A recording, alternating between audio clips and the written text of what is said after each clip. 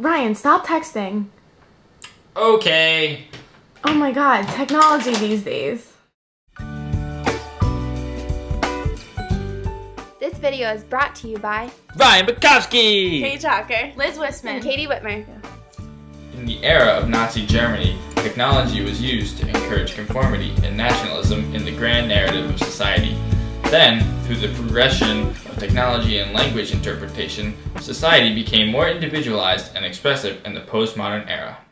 Hitler rose to power in Germany after the end of World War I. He adopted the ideals of an Austrian politician named Karl Lueger. These ideals involved anti-Semitism and ruling through fear to maintain control and order over the mass population. Information was kept in specific locations. People couldn't hear the news in other nations. Technology restricted how the word was spread, which affected the way some countries were led. Language made nations become diverse, until nationalization put things in reverse. Leaders like Hitler used political power to make the people fear and cower. Hitler restricted what his citizens thought, controlling what people read and bought. The type of technology at this time made it easy for him to commit his crime.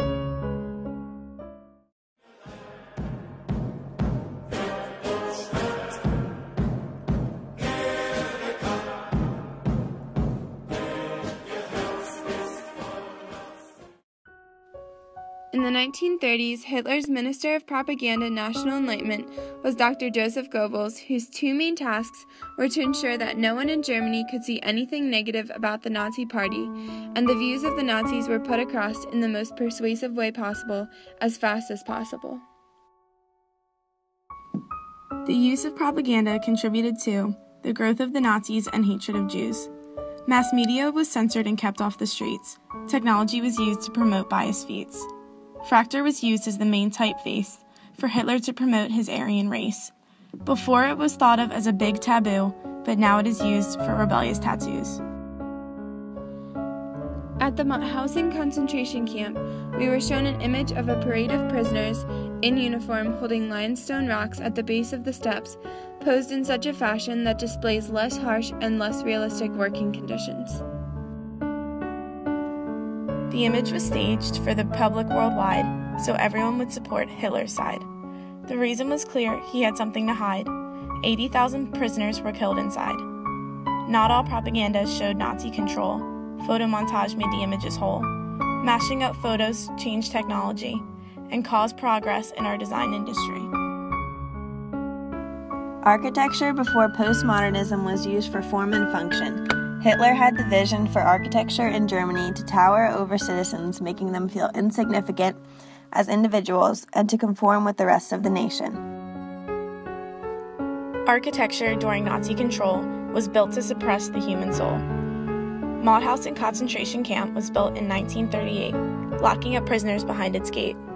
Stairs were used for torturous tasks, like carrying stones on prisoners' backs. The architecture limited the prisoners' lives by trapping them in like bees in a hive. Hundreds of people shoved in a room with sealed-off windows and a feeling of doom. The air got dirty, there was no egress, all designed to help Hitler suppress. 4, 3, 2, 1.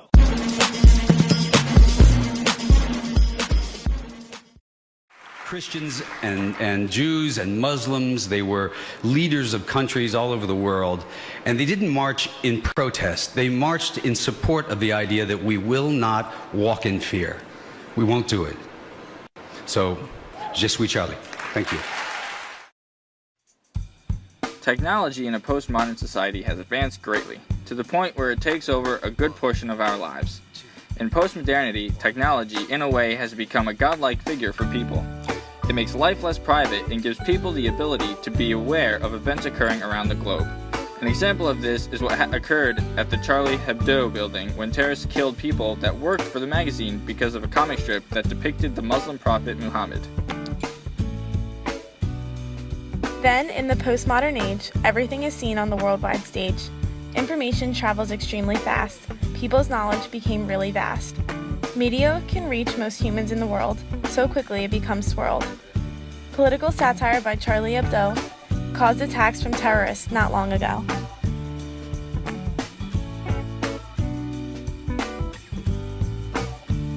The Pompidou Center was created by Piano and Rogers, who won a competition to design the center.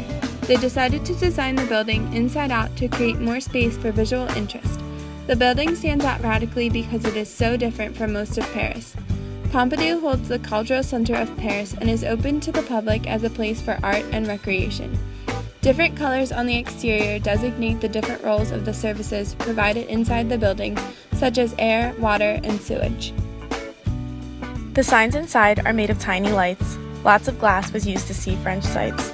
The new industry made this occur. People didn't like it, both him and her.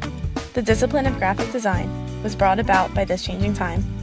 Nowadays, everything spreads so quickly, and it's all thanks to technology. Postmodern architecture. After the events of World War II, Germany had the chance to host the Olympic Games in Munich, which they took as an opportunity to show the world the new face of their nation after overcoming a time of unjust political power. The technology at the time allowed them to build a postmodern structure that is symbolic of the Swiss Alps in the background, using glass, steel, repetition, and other postmodernistic traits of architecture. It was held up with an elaborate cable system, very different from stone and concrete architecture in the past.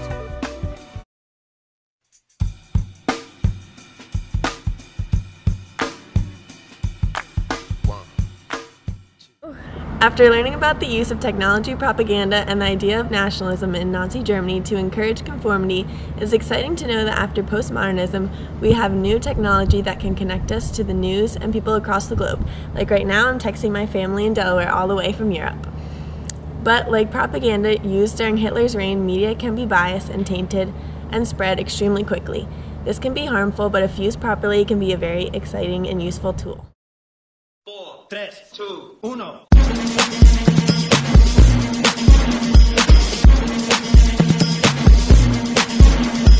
Listen up, y'all, cause this is it.